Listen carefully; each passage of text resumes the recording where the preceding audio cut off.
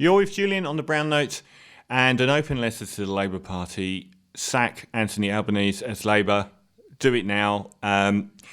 Labour lost the last election incredulously to Scott Morrison. They were given no hope at all of winning, and he did.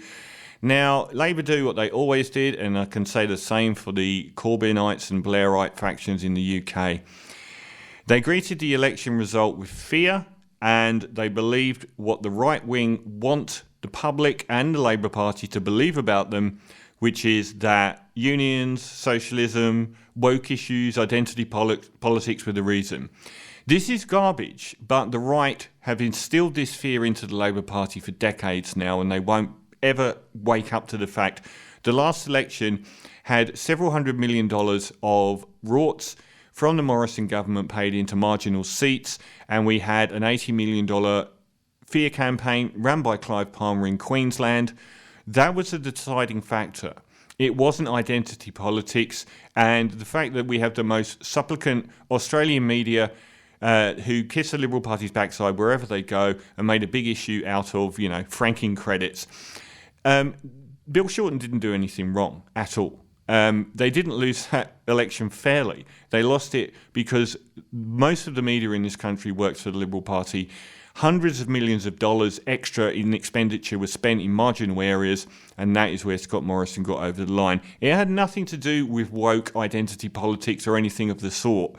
And every time that the right tells them, how many right-wing media articles have you read this year telling Labour they need to get away from woke politics and back? Look at any article Joe Hildebrand's written this year, and they need to get back to their core issues, which is also, funnily enough, being supportive of coal mining and stuff like that.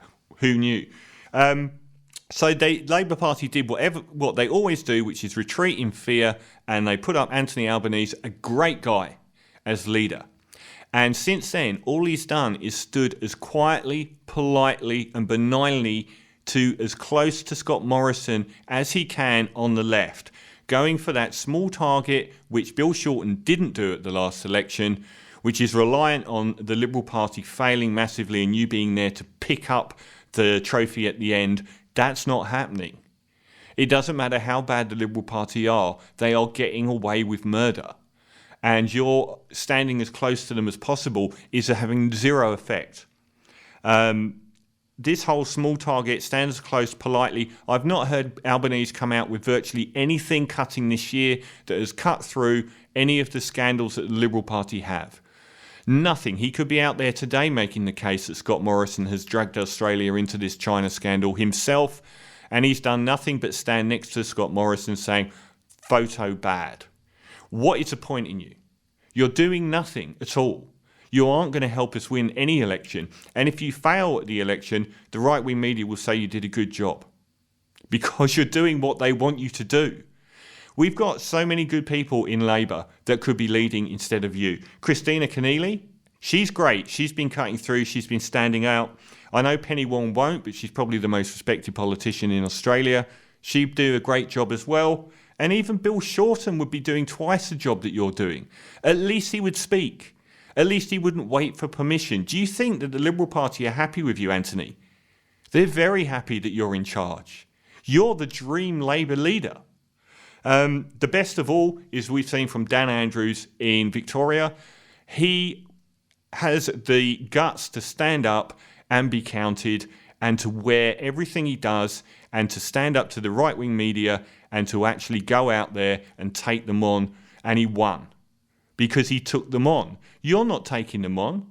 If you dare put your head above the parapet, they'll cut it off in a second because they know how weak and cowardly you are. And if the Labour Party want to have any impact on what is one of the worst governments we've ever had, getting away with murder, we need a leader that can actually stand up for us. Forget about whether you win or lose. At the moment, you've lost. So at least stand up and be counted.